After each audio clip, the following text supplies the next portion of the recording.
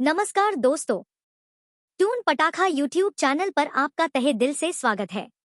यह वो जगह है जहां कहानियां न सिर्फ मनोरंजन करती हैं, बल्कि आपके दिल को छूकर जिंदगी का एक अनमोल सबक देती हैं।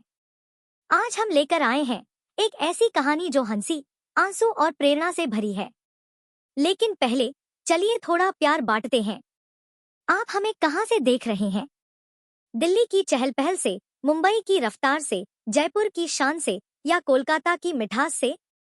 नीचे कमेंट में अपना नाम और शहर जरूर बताएं।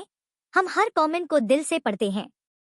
और अगर आपने अभी तक टून पटाखा को सब्सक्राइब नहीं किया, तो अभी सब्सक्राइब बटन दबाएं और बेल आइकन को भी प्रेस करें, क्योंकि यहाँ हर वीडियो में छिपा है एक जादुई सबक। आपका एक लाइक और शेयर हमें और धमाकेदार कंटेंट लाने की ताकत देता है। तो तैयार हो जाइए एक ऐसी कहानी के लिए जिसमें है दर्द, हिम्मत और एक सबक जो आपको सोचने पर मजबूर कर देगा। चलिए शुरू करते हैं।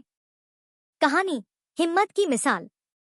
सूरजपुर एक छोटा सा गांव जो यमुना नदी के किनारे बसा था। इस गांव में रहता था 14 साल का रवि।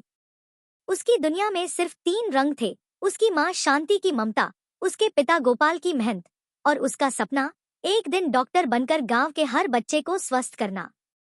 गोपाल एक साइकिल मरम्मत की दुकान चलाते थे और शांति घर संभालती थी। उनका छोटा सा मिट्टी का घर प्यार से चमकता था। लेकिन जिंदगी ने रवि के सपनों पर काला साया डाला। 15 साल की उम्र में एक बीमारी ने उसके पिता को छीन लिया। शांति टूट गई, लेकिन रवि के लिए उन्होंने हिम्मत जुटाई। गांव वालों की सलाह पर उन्होंने अपने पुराने परिचित महेश से दूसरी शादी कर ली, यह सोचकर कि वह रवि का सहारा बनेगा। शुरू में महेश ने रवि को बेटा कहकर पुकारा, उसे पढ़ाई के लिए प्रोत्साहित किया। लेकिन जल्द ही उसका असली रंग सामने आया। महेश को रवि की पढ़ाई फिजूल खर्ची लगती थी। वह कहता, डॉक्टर बनने का सपना छोड़ दे, मेरी दुकान पर काम कर। महेश का बेटा राकेश, जो शहर में रहता था, जब भी आता महेश उसे ताजा खाना और प्यार देता। लेकिन रवि को बासी रोटी या सिर्फ पानी मिलता। अगर रवि स्कूल जाने की बात करता तो महेश डांटता, तू बड़ा डॉक्टर बनेगा, पहले पेट भरना सीख। कई बार वह रवि को मारता भी था। रवि के शरीर पर नीले निशान पड़ जाते और उसका मन टूटने लगता। वह अपनी माँ की तस्वीर, जो उसने अपनी किताब में छुपाई थी, को देखकर चुपके से रोता। पड़ोस में रहती थी एक बुजुर्ग औरत, कमला। वह अकेली थी और रवि को अपने पोते की तरह मानती थी। जब वह महेश की डांट और रवि की भूखी आंखें देखती तो उसका दिल पिघल जाता। वह रवि को अपने घर बुलाती और अपनी रोटी का आधा हिस्सा उसे दे देती।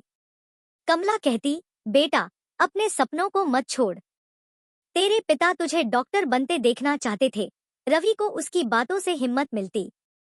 एक सर्द रात थी। रवि को तेज बुखार था और वह ठंड से कांप रहा था। उसके पास सिर्फ एक फटी चादर थी। उसने महेश से कहा, पापा मुझे ठंड लग रही है। महेश ने गुस्से में जवाब दिया, चुपचाप सो जा, बीमारी का बहाना मत बना। रवि रात भर दर्द और ठंड में सिसकता रहा। अगली सुबह कमला ने उसे आंगन में कमजोर हालत में देखा। उसका चेहरा बुखार से लाल था और वह मुश्किल से खड़ा था। कमला का गुस्सा फूट पड़ा। उसने महेश और शांति से कहा, यह बच्चा तुम्हारा बेटा है और तुम इसे मरने दे रहे हो? क्या तुम्हें जरा भी इंसानियत नहीं? महेश ने ताना मारा, यह मेरा सौतेला बेटा है, तुम बीच में मत पड़ो। लेकिन कमला ने हार नहीं मानी। उसने रवि को अपने घर ले जाकर उसकी देखभाल की। उसने वैद्य बुलाया, दवाइयां दी और रात भर उसके माथे पर गीली पट्टी रखी। रवि को लगा जैसे उसकी माँ कमला के रूप में लौट आई हो। उस दिन से रवि कमला के साथ रहने लगा। शांति चुप थी, शायद महेश के डर से।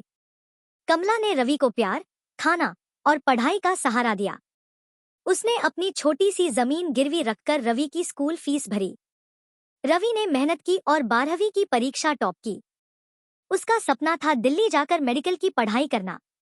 एक दिन रवि ने कमला से कहा, माँ मैं दिल्ली जाऊंगा, वहां पढ़ाई और काम दोनों करूंगा, मैं आपके लिए सब कुछ करूंगा। कमला की आंखों में आंसू थे, लेकिन उसने हिम्मत दी, बेटा अपने सपनों को पूरा कर। बस मेहनत और ईमानदारी मत छोड़ना। रवि दिल्ली पहुंचा। शहर का शोर और भीड़ उसे डराने लगे। कई दिन भटकने के बाद उसे एक मेडिकल स्टोर में नौकरी मिली। वह दिन में काम करता और रात में मेडिकल प्रवेश परीक्षा की तैयारी करता। स्टोर के मालिक सुनील जी ने उसकी मेहनत देखकर उसे किताबें दी। रवि ने दिन रात पढ़ाई की और एक प्रतिष्ठित मेडिकल कॉलेज में दाखिला ले लिया। कॉलेज के दौरान रवि ने पार्ट टाइम काम किया और अपनी फीस भरी। वह हर महीने कमला को पैसे भेजता। जब कमला को पहला मनी ऑर्डर मिला तो उसने गांव में मिठाई बांटी। उसकी आंखों में गर्व था। महेश को जब रवि की कामयाबी की खबर मिली तो उसका लालच जाग गया। वह और शांति कमला के पास गए और बोले, रवि को कहो कि हमें पैसे दे, हमने उसे पाला है। कमला ने जवाब दिया, जब यह बच्चा भूखा था तब तुम कहाँ थे? मैंने इसे प्यार और सहारा दिया। हक उसी का होता है जो प्यार देता है। महेश ने गांव में पंचायत बुलाई। चौपाल पर सब इकट्ठा हुए। महेश ने कहा, रवि हमारा बेटा है, उसकी कमाई पर हमारा हक है। कमला ने सच्चाई बताई, इस बच्चे ने भूख, दर्द और अपमान सहे। मैंने इसे पाला, पढ़ाया। आज यह जो कुछ है मेहनत और प्यार की वजह से है। रवि ने फोन पर कहा, मेरी एक ही माँ है, कमला माँ। मेरा सब कुछ उनका है।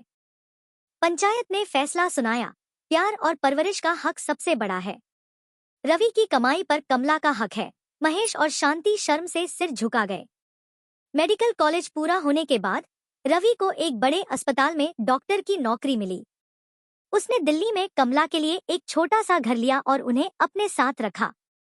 उसने गांव में कमला स्वास्थ्य केंद्र नाम का एक मुफ्त क्लिनिक खोला, जहां गरीबों का इलाज होता था। उद्घाटन के दिन रवि ने कमला के पैर छुए और कहा, माँ, यह आपकी ममता का फल है। रवि ने शादी की और उसकी पत्नी अनु ने कमला को अपनी मां माना। उनके बच्चे कमला के आंचल में खेलते। रवि की मेहनत और कमला की दुआओं ने उसे ऐसी ऊंचाई दी जो उसने कभी सपने में भी नहीं सोची थी। सीख, यह कहानी हमें सिखाती है कि सपने तभी सच होते हैं जब आप हिम्मत और मेहनत से उनका पीछा करते हैं। सच्चा रिश्ता खून से नहीं, प्यार और त्याग से बनता है। अंतिम अपील, दोस्तों, अगर यह कहानी आपके दिल को छू गई तो नीचे कमेंट में पार्ट 2 चाहिए जरूर लिखें। टून पटाखा यूट्यूब चैनल को सब्सक्राइब करें, लाइक करें और शेयर करें। आपकी हर प्रतिक्रिया हमें और धमाकेदार स्टोरीज लाने की प्रेरणा देती है। Thank you.